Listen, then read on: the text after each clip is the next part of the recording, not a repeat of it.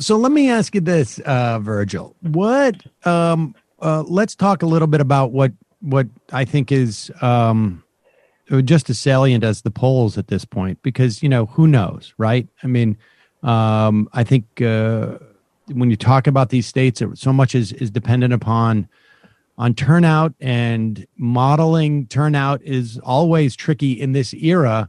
And then the idea of modeling turnout in this era with coronavirus is like, it's not like you can go back and go like, hey, this looks like the electorate the last time we had a pandemic or something like that. That doesn't happen.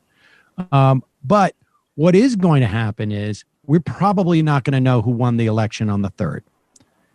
Pennsylvania just said they're extending their mail-in deadline until the 6th, which means they're not going to even start counting until then, or maybe they start counting before, but they're not going to. There's no way they could finish the count by any day prior to the 6th. Pennsylvania could be a very key state. Obviously, Wisconsin, Michigan, Florida might be, Arizona. It really sort of depends on where all the chips fall, but chances are we're not going to know. And you're a young man. I don't know if you remember 2000. I do remember 2000. I spent every day from November 3rd or 4th, whatever it was, until January, taking pictures of my television. At that time, we had you got weird hobbies, Sam. It was a weird hobby, but I took hundreds of pictures of my television with a film camera of them counting the Chads and the Brooks Brothers riot and everything that was on live TV, et cetera, et cetera. And I'm convinced we're going to have some variation of that, except for it's going to be more violent and scary. Tell me what you guys talked about in this regard. First off, I imagine you taking pictures of your television and it's turned off. I was wondering what model television. Maybe it just looks very interesting and cute. I don't know. Maybe it's like a 50s kind of John Water apartment setup, and you just like taking pictures of it and putting it in a scrapbook. Yes. I mean, of course I do that. That's meta on top of the actual, like, what does the TV look like that I was taking a picture of the images? But I'm picturing rabbit ears, like full. Back in the early 90s, if you want to know the truth, during the Clarence Thomas hearings, I did that. And it was a rabbit ear type of situation. But, so we did talk about this. This is a substantial part of our panel discussion. So if you want the full panel, and not just, my sick bed, fluish recollections of it, you can go to patreon.com/badfaithpodcast. This will be up later today. It will be a free episode. You can find it there. You can find it on Bad Faith on iTunes or Spotify. But yes, we talked about this exact thing. And of course, the process of actually counting the votes is very, it's an arcane, kind of ridiculous and frankly, totally outmoded process of the Electoral College. But generally, a few months ago, the conversation was more, what if Trump refuses to leave? And that was I think that's hysteria, frankly. Yeah. Like that's the silly stuff. Is the military's not doing a coup to stop Joe Biden from becoming president. Right. And once Congress counts the electoral votes, which Congress does. Can we just stop for 1 second and just contemplate the idea that we are watching, ABC News, and they're talking about how Trump has literally chained himself to the to the desk in the White House, and they're like, going in there with the jaws of life to cut. It's one of those awful reality TV shows. Yeah. Where they just where they have someone with just like mental problems. Yeah. Like who has hoarding. And right. It's like kind of something for the whole country to gawk at it. Except this is, our the moron president. Right. And of course, Trump is a guy who he doesn't put a lot of effort into things. He gives up very easily. He walks away from shit all the time. Right. So once it's clear to him that he loses, he's just going to make up some reason why and say, I was fake, but you know what? I'm walking away for the good of the country, or I got better crap to do. Right. And then he is going to do other crap, and we'll be with him for another 30 years probably. Right. Or he splits the country and he goes to some place where he feels that the Southern District of Manhattan doesn't have jurisdiction. But go ahead. No, he's not going to prison. That is not being indicted. That's 100% not happening. All right. Well, all right. Well, right. No. So like that part is scary because once Congress meets on January 6th, I think, or thereabouts, counts the electoral votes, declares, Biden the winner, then that's it. That's it. We all know what the next president is. The military knows, Supreme Court knows, like it is done. But it's not easy to get to that point. Right. When, as your audience surely knows, when you vote for president on November, as I'm sure you're going to do, I'm sure you're all the voting public, you vote not for a person, but you vote for a slate of electors, right? And your state in December, the electors all meet in every state capital and they formally cast their electoral votes. And then those votes are transmitted to Washington, D.C., where they're counted on the floor of Congress, of the next Congress that's sworn in January. The nightmare scenario is that on election night, and this is going to be a horrible election night, by the way. I'm not sure what party I'm going to, but it's going to be very bad. Right. On election night, it's 4 a.m., and it looks like across the board Trump is winning. Because the theory is Democrats are, by a big margin, more likely to cast their votes via mail. And mail is, of course, the president has spent months railing against voting by mail and calling it illegitimate. And there will be a strong temptation by not just the president, but many fucking influential people in the Republican Party to say on election night, well, it looks like Trump won. There you have it. Case closed. Well, it's going to take over a week to count all of these mail-in ballots. And as you pointed out, in many states, they're not even going to start counting the mail-in ballots till a few days after Election Day, when they will be reporting the live, the in-person votes that night. So as each day goes by, Trump's lead, places like Pennsylvania, Wisconsin, Michigan, in this scenario, goes down, keeps going down, and Republicans start freaking out. And they start thinking, no, all of these mail-in ballots are illegitimate. They start making that case. This is where the fraud's happening and the election is being stolen. And of course, they say this every election night, the late return favors the Democrats, therefore it's biased, therefore it's all BS, the election was stolen. They say this all the time. I want to remind everybody that Paul Ryan in 2016 said this whole thing with these late ballots in California is very, very, very suspicious. I mean, Paul Ryan said this, right? I mean, he was the one who was supposed to be. So I just want to everyone else will say this if Paul Ryan is the one as the Speaker of the House, right? Right. If you get guys like McConnell and McCarthy saying that on a Wednesday after the election, saying something fishy is going on, that's going to be a signal to every single Republican legislator on the state and national levels who might have been on the fence about this one and might have thought, well, I know Trump lost, so, screw it. Just let him go. It's fine. Which is, again, that's the Osita thesis that they will probably think that way. It's a signal to them that says, okay, we're going to whip this vote. This is a vote that counts. We're going to take this election. Once the Republican Party as a monolith, the institution of the Republican Party has agreed, no, we're going to steal this election. We're going to take it. Then they have an opportunity to do that. And they do that the same way they stole the election in 2000, which you and I know they did it because we were watching the same TV with the rabbit ears. I was not taking pictures of mine, and I wish I had because I missed that TV. It was beautiful. You're smart. It's smart to take pictures. The way to win is to shut down the votes.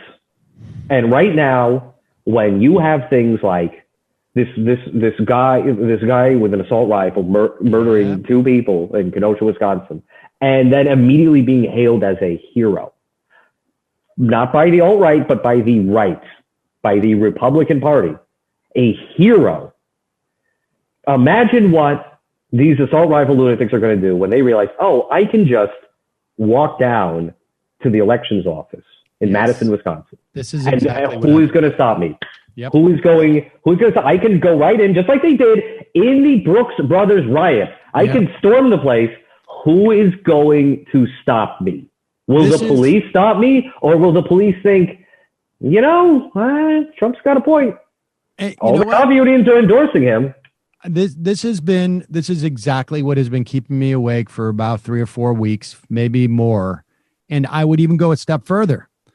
It is not difficult for me to believe that it's not just some random dude that's going to go do this in Madison, Wisconsin, but that a guy like Roger Stone is saying to the Proud Boys, you got to have 30 guys in, this county in Michigan, because this is where the election's going to be in the balance. You got to have 30 guys in this district in Wisconsin.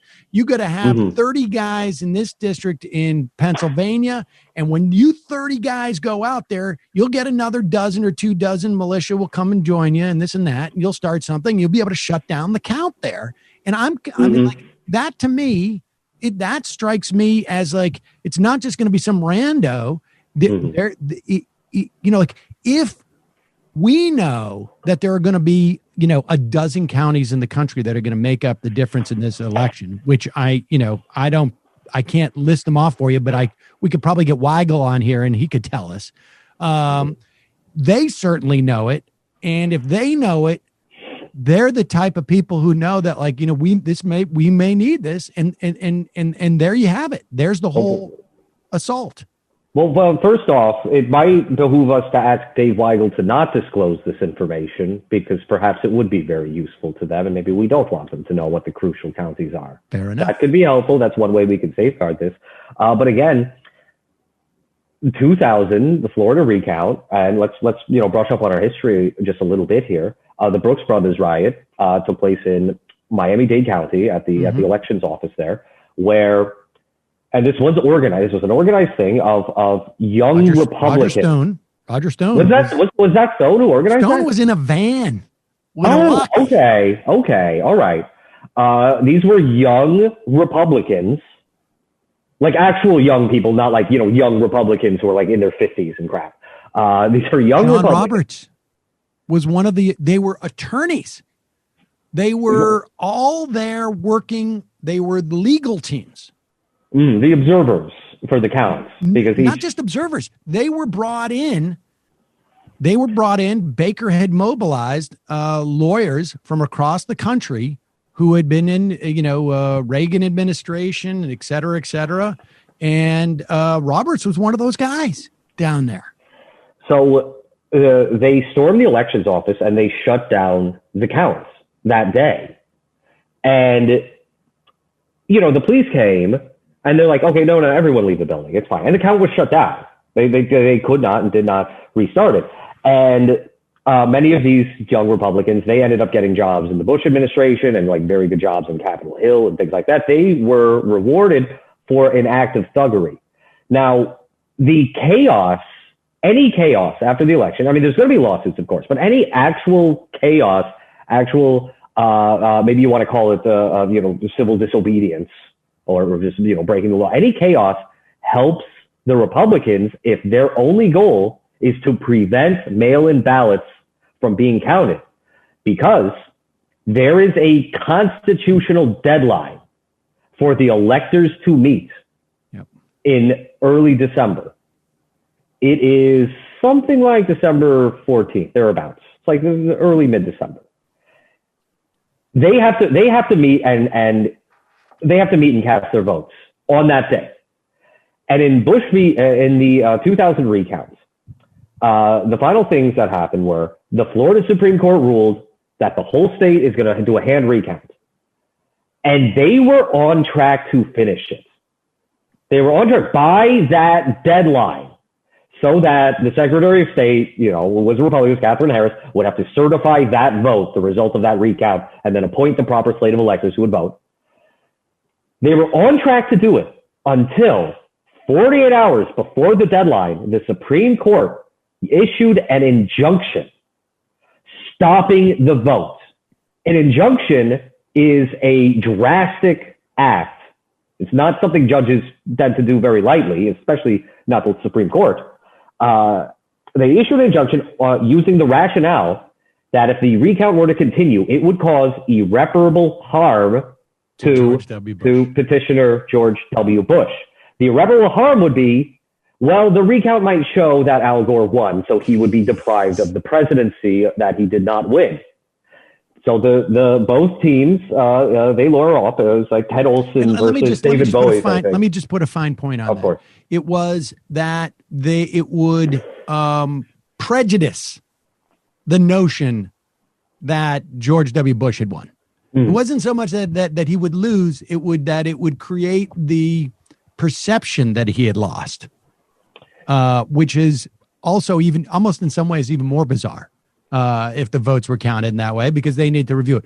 Everybody, I can tell you, every legal expert that you would hear on television and on the radio in those moments leading up to the Supreme Court taking that case said it was highly, highly, highly unlikely that the Supreme Court would take that case, that they would even address it at all, because they're going to throw it back to the states. States are responsible for the voting. The state Supreme Court of Florida was to rule. And in my estimation, when this happens again, if it's Wisconsin that comes to them, they don't take it.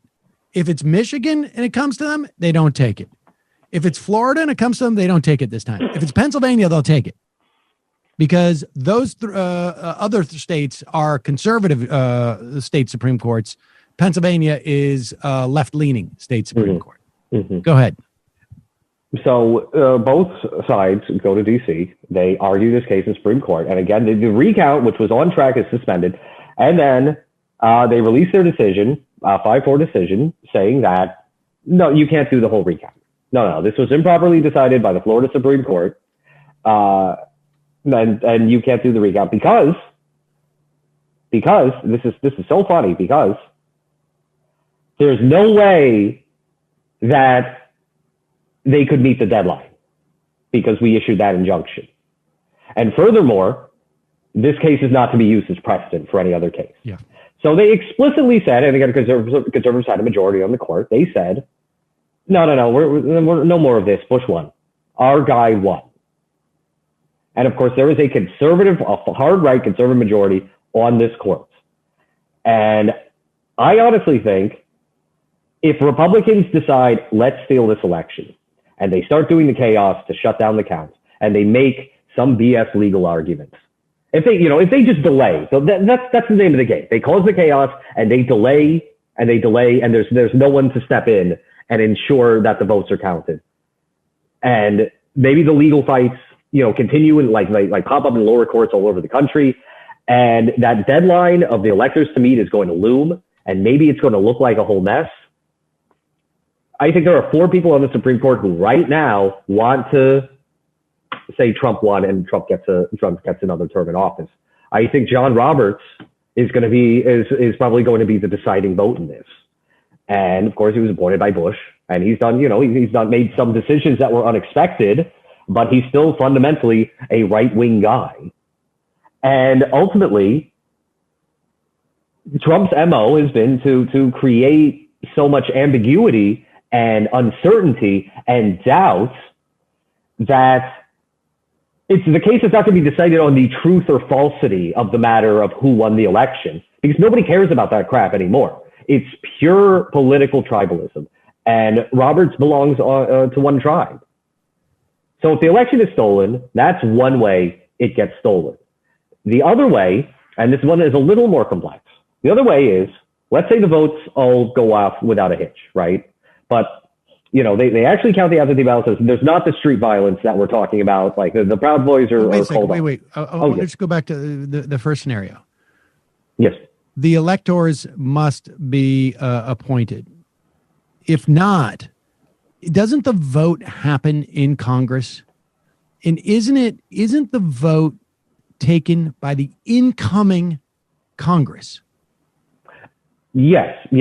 So what happens is the new Congress meets, and it's a meeting of both houses of Congress. They meet in the House of Representatives chamber, and they bring the votes in, the actual physical electoral votes in this big chestnut chest.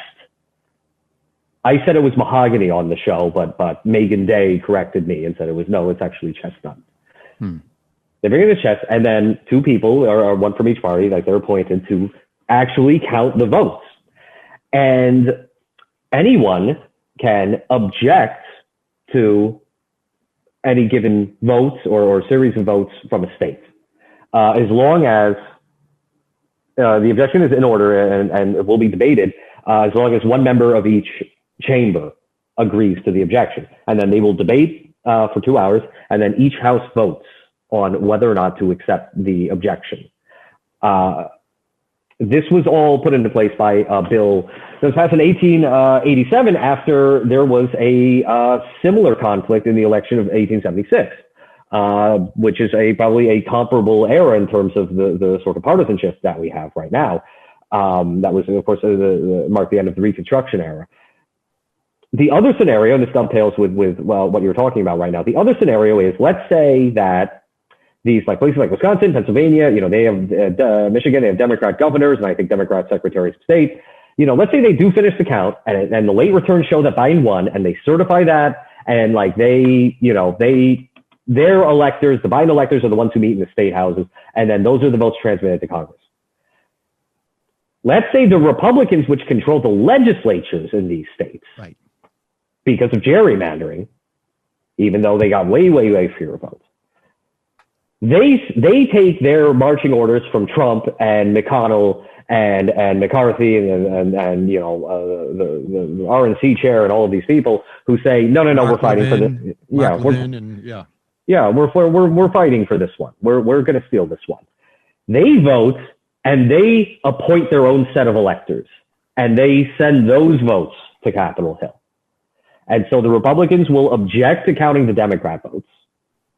And if Republicans control the Senate, this is the incoming Senate. If they control the Senate, right, and they all hold tight, they can say, you know what, we accept the objection. And the House says we don't accept the objection. And then there's an actual constitutional question there. And if there's 50-50, Pence breaks the tie. Pence is the tiebreaker. And also, this is crucial too.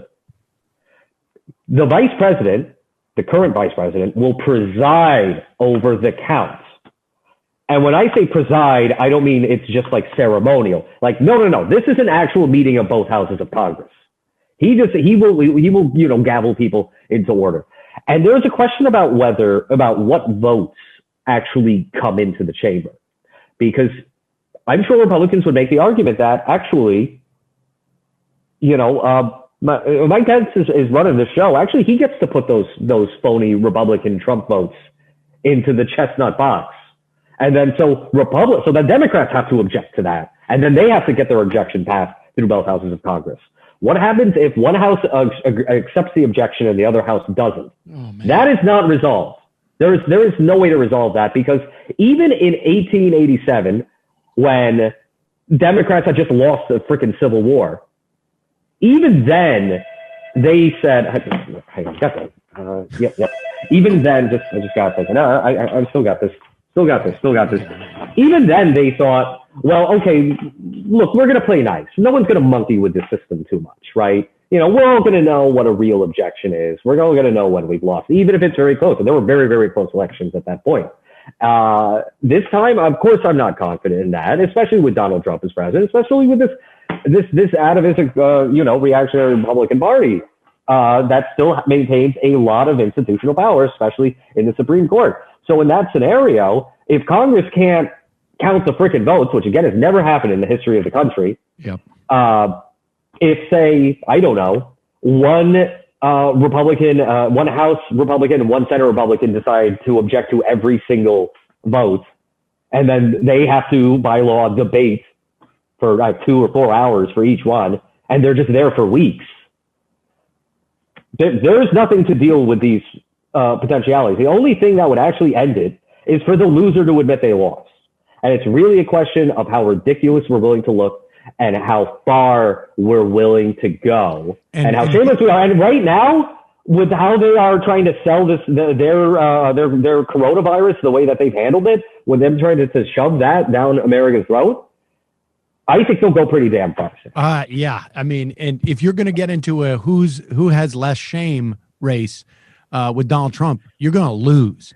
All right. Well, listen,